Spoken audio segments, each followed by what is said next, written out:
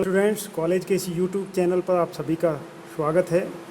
आज BCom part third के लिए जो हम डिस्कस करने जा रहे हैं वो है प्रिंसिपल ऑफ मैनेजमेंट, या जिन्हें कह सकते हैं हम बीमा के प्रमुख सिद्धांत। इससे पहले हम डिस्कस कर चुके थे what is insurance, insurance contract क्या है। एक बार पुनः रिमाइंड करा रहे हैं, insurance is an agreement by which a company or the state undertakes to provide a guarantee of compensation for specified loss, damage, illness and death in return for payment of a specified premium। यानी कि एक निर्धारित समय में जब बीमाकर्ता के द्वारा एक निर्धारित प्रीमियम के बदले में बीमित व्यक्ति के जीवन से जुड़ी हुई या उसकी वस्तु से जुड़ी हुई जोखिम या डैमेज या लॉसेस को एक निर्धारित समय में कंपनसेट किया जाता है या क्षतिपूर्ति की जाती है,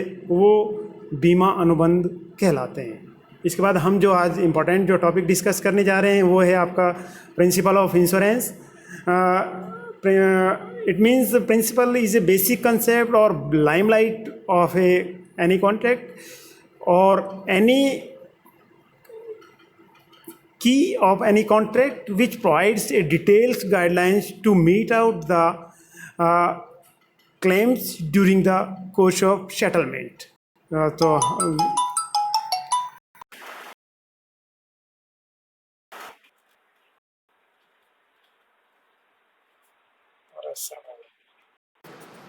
So we can say the principle is a key or landmark which provides a detailed guidelines to settle any claims, or it provide a ethics and value while entering the contract by an insurer and insured person। Therefore, now we are discussing the various types of insurance, principle of insurance। So we are discussing number one, that is a first utmost of good faith, second one insurable interest, third one principle of indemnity, fourth one principle of subrogation, principle of loss minimization, and sixth one principle of cause promaxia, and final seventh one principle of contribution। We are now discussing the details about the principles। Number one, utmost of good faith, यानी कि contract यानी बीमा के अनुबंधों में जब आप enter कर रहे हैं या बीमा अनुबंधों में आप एज ए इंश्योरर या आप इंश्योर्ड पर्सन आप एंटर कर रहे हैं, तो उस समय आपकी कोई जो नैतिक जिम्मेदारियां हैं वो आप उनका खुलासा करें। यानी कि you have to disclose all the material facts which are play an important role to any contract। Material fact means there are main and major issues which are to be declared amongst the parties। Party means insurer say clearly premium calculation about the premium and strategy which is to be adopted by the insurer to invest further, and there are moral duties of as insured person, which is about age declaration, name declaration, address declaration, that should be cleared before the entering the any contract of insurance।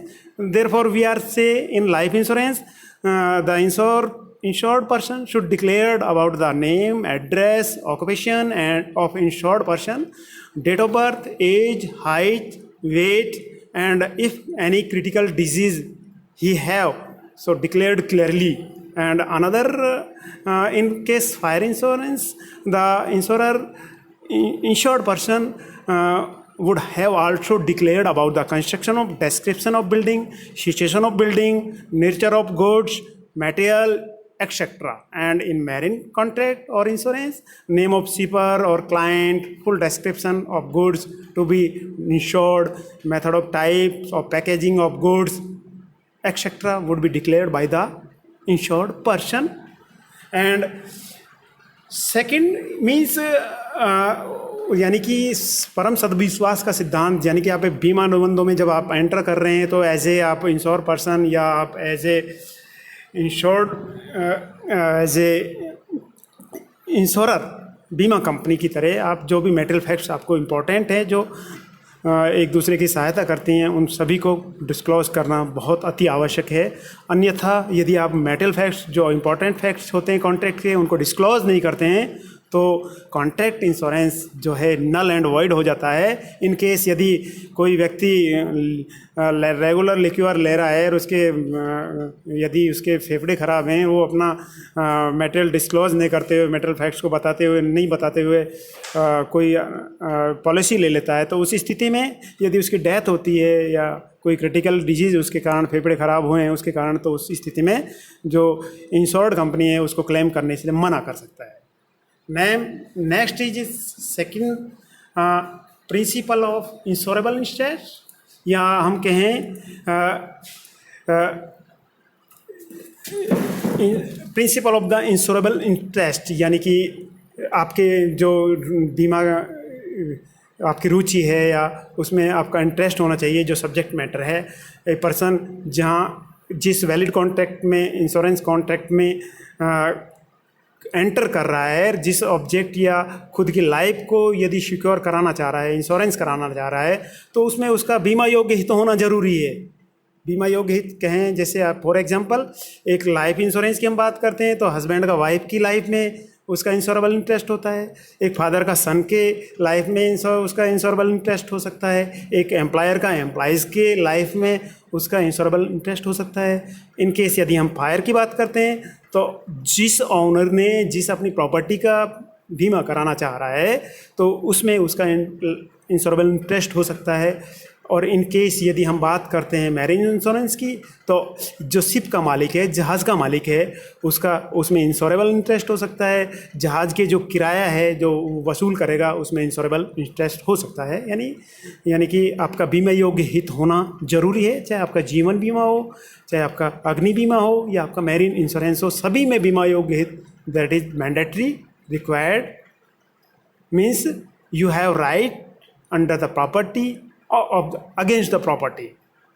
तो हम कह सकते हैं कि insurable interest होगा तो ही व्यक्ति का बीमा जो है इंश्योरेबल हो सकता है। नेक्स्ट है प्रिंसिपल ऑफ इंडेमनिटी, यानी कहें कि क्षतिपूर्ति का सिद्धांत। यानी इंडेमनिटी कहता है कि indemnity means to make goods the loss and nothing more than actual loss, यानी कि जो आपको वास्तविक हानि होती है, डैमेज होता है, उसी की इंडेमनिटी के तहत या क्षतिपूर्ति के तहत में भरपाई की जाती है इंश्योरर कंपनी के द्वारा, बीमा कंपनी के द्वारा। All the contract of insurance except life insurance are the contract of indemnity, यानी जीवन बीमा जो आपके अनुबंध हैं या कॉन्ट्रैक्ट हैं, उन कॉन्ट्रैक्ट को छोड़कर चाहे आपका जीवन समुद्री बीमा हो या अग्नि बीमा हो, सभी में क्षतिपूर्ति का सिद्धांत और प्रिंसिपल ऑफ इंडेमनिटी एप्लीकेबल। इसके जो इस सिद्धांत के अकॉर्डिंग होता क्या है कि जो एक्चुअल लॉसेज हैं उनकी भरपाई की जाती है। एक्चुअल लॉसेज मीन्स यानी आप फॉर एग्जांपल यदि आप किसी इंश्योर्ड या सम अश्योर्ड आपने किसी गोडाउन्स की करा रखी 1.5 लाख, तो उस स्थिति में यदि इंश्योरेंस यदि आपका डैमेज होता है 1.5 लाख तक का, तो वो उस स्थिति में कंपनसेट किया जाता है बीमा कंपनी के द्वारा। यदि आपका एक्चुअल डैमेज कम होता है 18 लाख फॉर एग्जांपल, तो आपकी 18 लाख तक भरपाई कर दी जाती है। और इफ़ इन केस यदि आपका 1.5 लाख से डैमेज ज़्यादा होता है तो उस स्थिति में आपकी up to the an aggregate limit 1.50 lakhs would be paid by the insurance company. Now we are discussing about the principle of subrogation. The principle has been defined as the doctrine of right substitution, which means that the insurance steps into those of the insured after settlement the claim or after compensating the loss in case यदि आप किसी बीमित जो object है आपका insured जो object है उसमें डैमेज होता है, तो उस स्थिति में जो डैमेज होने के पश्चात में जो प्रॉपर्टी जो डैमेज प्रॉपर्टी है उसकी जो रिप्लेस कर दी जाती है वो बीमित व्यक्ति की नहीं होकर अब किसकी हो जाती है, बीमाकर्ता कंपनी की हो जाती है।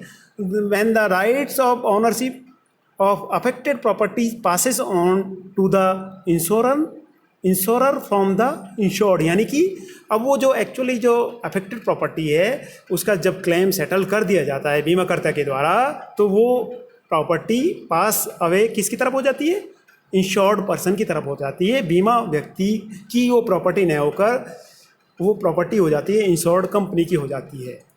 नेक्स्ट है principle of loss minimization means loss minimization means mitigation of loss means to minimize or decrease the security of loss, यानी कि आप जैसे एक आपकी जो प्रॉपर्टी होती है उसकी आप इतना केयरिंग करते हैं, उसकी देखभाल करते हैं, तो उस स्थिति में यदि आपको लग रहा है कि मैंने बीमा करा लिया तो आपको लापरवाही कतई नहीं चलेगी उसमें, यानी आपको हर संभव में प्रयास करने चाहिए। यदि इन केस आपके गोडाउन में आग लगी है तो उस स्थिति में आपकी नैतिक जिम्मेदारी बनती है कि आप लॉस को मिनिमाइज़ करें, आप फायर ब्रिगेड्स को बुलाएं, या जो एक्चुअल लॉसेज है उसको किस जो loss during the damage you have to opt precautions to stop the measured losses, यानी कि यदि आपकी ड्यूटी हो जाती है कि आप उस स्थिति में आपको लॉस है वो मिनिमाइज़ करने हैं नैतिक रूप से। वो प्रॉपर्टी ये नहीं माने कि आपकी इसका बीमा करा लिया है अब कोई दिक्कत नहीं है, बीमा करता कंपनी है, इस चीज़ का भुगतान हमें कर देगी, ऐसा नहीं। आपको मिनिमम जो आप नैतिकता बनती है, आपकी खुद की प्रॉपर्टी है, उस स्थिति में आपको मिनिमम एफर्ट्स करने ज़रूरी होती हैं टू मिटिगेशन ऑफ लॉस या मिनिमाइजेशन ऑफ लॉस। नेक्स्ट है आपका कॉज प्रोमोक्सिया, यानी कि नैतिक जो नज़दीक जो आपका कारक है लॉस का, डैमेज का, वो कारक कौन सा है। यदि कॉन्ट्रैक्ट में एक स्पेसिफाइड जो रीज़न होते हैं या पेरिल्स होते हैं या कारक होते हैं, उनसे यदि आपको कोई डैमेज होती है प्रॉपर्टी या कोई लॉसेज होता है तो वो चेक किया जाता है कि जो कॉन्ट्रैक्ट में जो प्रोमिक्सेट या कॉजेज ऑफ प्रोमोक्सिया हैं, जो निकटतम कारक हैं, उन कारक से यदि आपके कॉन्ट्रैक्ट में जो लिखे हुए हैं उनसे कोई लॉस होता है तो उसमें आपकी जो एक्चुअल लॉसेज हैं उनकी भरपाई कर दी जाती है। और यदि उसके दूसरे कोई सेकेंडरी कारक्स हैं जो कारण रहे हैं लेकिन उनका उल्लेख कॉन्ट्रैक्ट में नहीं है, तो उसी स्थिति में बीमाकर्ता उनकी क्षतिपूर्ति के लिए मना कर सकता है। That is called causes of proxima या निकटतम कारक का सिद्धांत।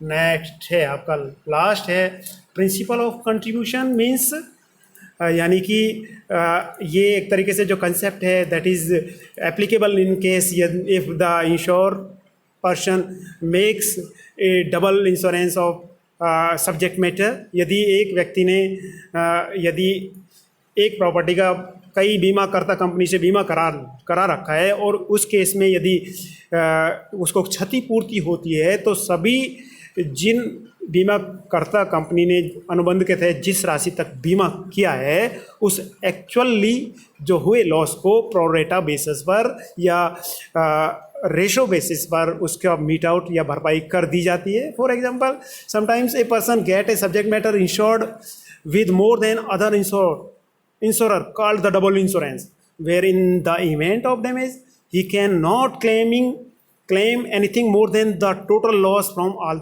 insured together। ये नहीं कि भाई उसका 1.5 लाख का है और उसने 3 लाख 1.5 लाख की अलग अलग से 3 इंश्योर्ड कंपनी से पॉलिसी ले रखी है, 1.5 लाख रुपए हर कंपनी से ले, ऐसा नहीं है।